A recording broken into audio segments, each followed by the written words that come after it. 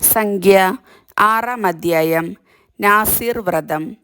കർത്താവ് മോശയോട് അരുളിച്ചെയ്തു, ഇസ്രായേൽ ജനത്തോട് പറയുക, കർത്താവിന് സ്വയം സമർപ്പിക്കുന്നതിന് നാസീർ വ്രതമെടുക്കുന്നയാൾ സ്ത്രീയായാലും പുരുഷനായാലും ഇപ്രകാരം ചെയ്യണം.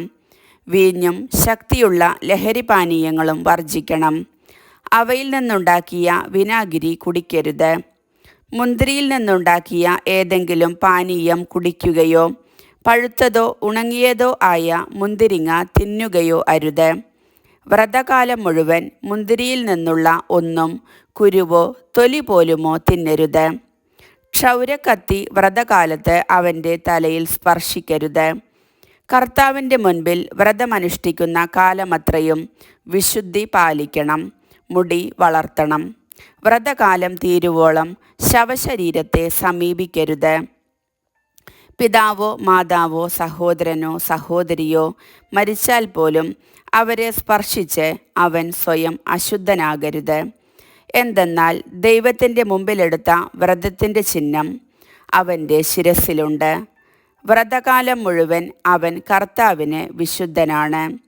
ആരെങ്കിലും അവൻ്റെ അടുത്തുവച്ച് പെട്ടെന്ന് മരിച്ചതുകൊണ്ട് അവൻ്റെ വ്രതശുദ്ധമായ ശിരസ് അശുദ്ധമായാൽ ശുദ്ധീകരണ ദിനത്തിൽ അവൻ മുണ്ഡനം ചെയ്യണം. 7-ാം ദിവസമാണ് അങ്ങനെ ചെയ്യേണ്ടത്. 8-ാം ദിവസം 2 ചെങ്ങാലികളെയോ പ്രാവിൻ കുഞ്ഞുങ്ങളെയോ പുരോഹിതൻ്റെ അടുത്ത് സമാഗമ കൂടാരവാതിൽക്കൽ കൊണ്ടുവരണം. പുരോഹിതൻ അവയിലൊന്നിനെ പാപപരിഹാര ബലിയായും മറ്റേതിനെ ദഹനബലിയായും അർപ്പിച്ച് മൃതശരീരം മൂലം ഉണ്ടായ അശുദ്ധിക്ക് പരിഹാരം ചെയ്യണം.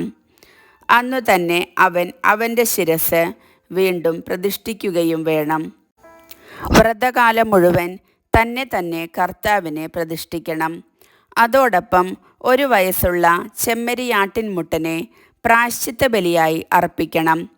അശുദ്ധമായി പോയതുകൊണ്ട് മുൻ ദിവസങ്ങളിൽ അനുഷ്ഠിച്ച വ്രതം വ്യർത്ഥമായിരിക്കും. നാസീർ വ്രതം മുഴുമിച്ചവരെ സംബന്ധിക്കുന്ന നിയമമാണിത്. സമാഗമ കൂടാരവാതിൽക്കൽ അവനെ കൊണ്ടുവരണം. അവൻ 1 വയസ്സുള്ള ഊനമറ്റ ചെമ്മരിയാട്ടിൻമുട്ടനെ ദഹനബലിയായും 1 വയസ്സുള്ള ഊനമറ്റ പെണ്ണാടിനെ പാപപരിഹാര ബലിയായും ഊനമറ്റ ഒരു മുട്ടാടിനെ സമാധാന ബലിയായും കർത്താവിന് സമർപ്പിക്കണം. പുളിപ്പില്ലാത്ത 1 കുട്ട അപ്പം, നേർത്ത മാവിൽ എണ്ണ ചേർത്തുണ്ടാക്കിയ അടകൾ, എണ്ണ പുരട്ടിയ പുളിപ്പില്ലാത്ത നേർത്ത അപ്പം, അവയ്ക്കു ചേർന്ന ധാന്യബലി, പാനീയബലി എന്നിവയും കർത്താവിന് കാഴ്ചവെക്കണം. പുരോഹിതൻ അവയെ കർത്താവിൻ്റെ മുൻപിൽ കൊണ്ടുവന്ന് വ്രതസ്ഥനുള്ള പാപപരിഹാര ബലിയും ദഹനബലിയുമായി സമർപ്പിക്കണം. മുട്ടാടിനെ കുട്ടയിലെ പുളിപ്പില്ലാത്ത അപ്പത്തോടൊന്നിച്ച് സമാധാന ബലിയായി കർത്താവിന് സമർപ്പിക്കണം.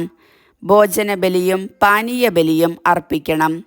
നാസീർ വ്രതസ്ഥൻ വ്രതശുദ്ധമായ ശിരസ് സമാഗമ കൂടാരവാതിൽക്കൽ വച്ച് മുണ്ഡനം ചെയ്ത് അതിൽ നിന്ന് മുടിയെടുത്ത് സമാധാന ബലിയുടെ തീയിൽ അർപ്പിക്കണം.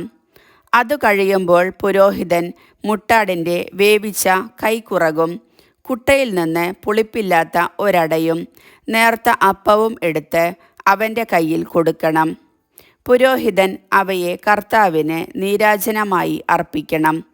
അവയും നീരാജനം ചെയ്ത നെഞ്ചും അർപ്പിച്ച കാൽക്കുറകും പുരോഹിതനുള്ള വിശുദ്ധമായ പങ്കാണ്. ഇവയ്ക്കു ശേഷം നാസീർ വ്രതസ്ഥന് വീഞ്ഞു കുടിക്കാം. ഇതാണ് നാസീർ വ്രതസ്ഥൻ അനുഷ്ഠിക്കേണ്ട നിയമം. തൻ്റെ കഴിവനുസരിച്ച് നൽകുന്നതിന് പുറമെ നാസീർ വ്രതത്തിൻ്റെ നിയമപ്രകാരമുള്ള കാഴ്ചകളും അവൻ കർത്താവിന് സമർപ്പിക്കണം. താൻ എടുത്തിരിക്കുന്ന നാസീർ വ്രതത്തിൻ്റെ നിയമങ്ങൾ അവൻ നിറവേറ്റണം.